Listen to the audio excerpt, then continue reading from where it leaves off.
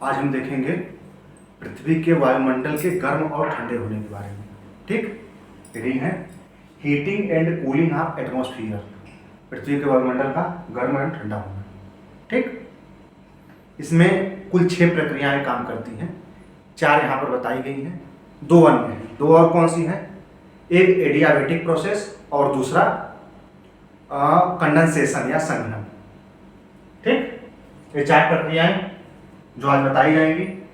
Direct radiation प्रत्यक्ष विकिरण, परिचालन या कंडक्शन जिसको चालन भी कहते हैं, टेरेस्ट्रियल रेडिएशन पार्थिव विकिरण और संवहन या कन्वेक्शन। ठीक, इन चारों के बारे में बाकी 2 टॉपिक अभी डिस्कस नहीं किया जाएगा। पहला है डायरेक्ट रेडिएशन प्रत्यक्ष विकिरण। इसमें क्या है? सूर्य से आने वाली 60 वेव रेडिएशन जो वायुमंडल के ऊपरी परत तक, वायुमंडल के ऊपरी हिस्से में जो सूर्य से प्रत्यक्ष विकिरण आता है, वायुमंडल में प्रवेश करते ही अन्य प्रकारों में विभाजित हो जाता है। लेकिन प्रत्यक्ष विकिरण पृथ्वी के निचले हिस्से तक मतलब धरातल तक पहुंचता है। 34% हिस्सा धरातल द्वारा अवशोषित कर लिया जाता है। प्रत्यक्ष विकिरण का जो 60 वेव के रूप में आता है, 34% हिस्सा धरातल द्वारा अवशोषित कर लिया जाता है, 14% हिस्सा वायुमंडल द्वारा अवशोषित कर लिया जाता है। ठीक, सामान्य तौर पे जो 60 वेव रेडिएशन होता है या जो लघु तरंगदैर्घ्य विकिरण होती है, उसके लिए जो पृथ्वी का वायुमंडल है वो खिड़की की तरह काम करता है। इसका मतलब कि वो जो विकिरण है वो आर पार हो जाता है और धरातल तक पहुंच जाता है, केवल कुछ हद तक अवशोषित होता है। और अवशोषण कौन करता है? जलवाष्प, ओजोन और अन्य वायुमंडलीय गैसें। ये कुछ हद तक सूर्यताप के जो विकिरण होता है डायरेक्ट प्रत्यक्ष रेडिएशन, उसको अवशोषित कर लेता है। ठीक, इसका मतलब जलवाष्प की मात्रा जहां कम होगी वहां पर अवशोषण ज्यादा नहीं होगा वायुमंडल द्वारा, ज्यादा रेडिएशन नीचे पहुंचेगा, ज्यादा क्या कहते हैं प्रकाश नीचे पहुंचेगा। जैसे मरुस्थलों के ऊपर वायुमंडल में जलवाष्प की मात्रा कम होती है, जिस कारण जो प्रत्यक्ष विकिरण है वो धरातल तक ज्यादा पहुंचता है और धरातल जो है अपेक्षाकृत ज्यादा गर्म होता है। ठीक, वहीं हमारे यहाँ की अपेक्षा जो विषुवत रेखीय क्षेत्र होते हैं वहां पर जलवाष्प की मात्रा ज्यादा रहती है, वायुमंडल में जो ह्यूमिडिटी है ज्यादा रहती है, इसलिए जो वहां प्रत्यक्ष विकिरण है धरातल पे और कम पहुंचता है।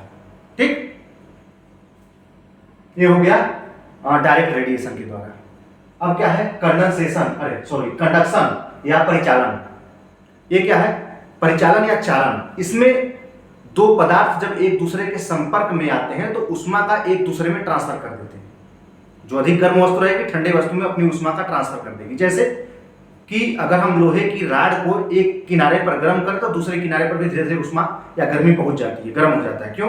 क्योंकि उसमें पदार्थों या जो कण होते हैं या जो पदार्थ की जो छोटे छोटे कण होते हैं उसके थ्रू एक दूसरे में उष्मा ट्रांसफर होती रहती है, इसलिए दूसरे सिरे तक पहुंच जाता है। ठीक, तो उसे परिचालन कहते हैं। और वायुमंडल की बात करें तो वायुमंडल उष्मा की अच्छी चालक नहीं है, मतलब वायु उष्मा की अच्छी चालक नहीं है। इसलिए जो धरती से सटी हुई वायु है वो धरती से उष्मा ग्रहण कर लेती है। धरती को जो टोटल या पृथ्वी को जो टोटल उष्मा प्राप्त होती है भूमंडल को, वो 51% है। 34% डायरेक्ट रेडिएशन द्वारा और बाकी अन्य तरीके से प्राप्त हो जाती है। ठीक, विसरित दीवा प्रकाश द्वारा मुख्यतः। तो जो उष्मा 51% प्राप्त होती है वो उससे धरातल गर्म हो जाता है और धरातल के संपर्क में जो वायु होती है वो गर्म हो जाती है। और धरातल से जो दूर वायु होती है वो परिचालन के थ्रू गर्म नहीं हो पाती, चालन के थ्रू। क्यों? क्योंकि चालन के लिए किसी पदार्थ का या किसी कण का या किसी अणु का एक दूसरे के संपर्क में आना जरूरी होता है। तो जो धरती के संपर्क वाली वायु है वो गर्म हो जाएगी और वायु के कण एक दूसरे से दूर दूर होते हैं, इसलिए वायु एक दूसरे में उष्मा का जो ट्रांसफर है वो धीरे धीरे करती है। ठीक, अगला क्या है? टेरेस्ट्रियल रेडिएशन, पार्थिव विकिरण। ये प्रत्यक्ष विकिरण है, ये पार्थिव विकिरण है। दोनों में अंतर क्या है? जो प्रत्यक्ष विकिरण होता है उसकी वेव शॉर्ट होती है या लघु तरंगदैर्घ्य होती है, और जो पार्थिव विकिरण होता है मतलब जो उष्मा प्राप्त करती है पृथ्वी, वो दीर्घ तरंग विकिरण द्वारा उष्मा का उसमें क्षय भी होता है, जो कि कुछ शून्य में चला जाता है, कुछ वायुमंडल अवशोषित कर लेता है। ठीक, टेरेस्ट्रियल रेडिएशन का। जैसे जो ब्लैक बॉडी का कॉन्सेप्ट है, ब्लैक बॉडी या कृष्णिका।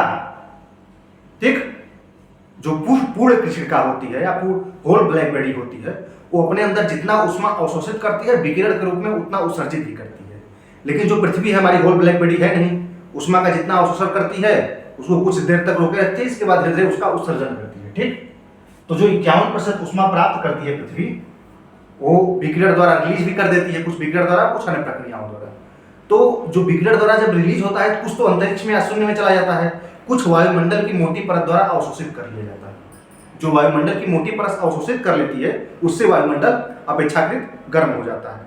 ठीक, लेकिन जो आने वाला प्रकाश है, जो प्रत्यक्ष विकिरण था, उससे ज्यादा अवशोषित होता है पार्थिव विकिरण।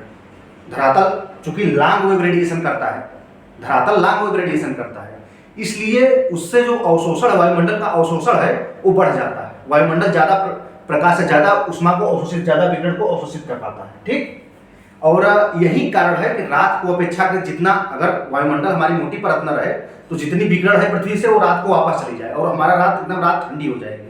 लेकिन अगर ऐसा नहीं होता तो उसका कारण है वायुमंडल की मोटी परत, जो प्रकाश को आने तो देता है रेडिएशन को, लेकिन वापस लौटते समय उसे काफी हद तक रोक लेता है। वो रोकने का कौन कौन से पदार्थ, क्या कहते हैं, कण होते हैं, जैसे जलवाष्प, कार्बन डाइऑक्साइड, ओजोन।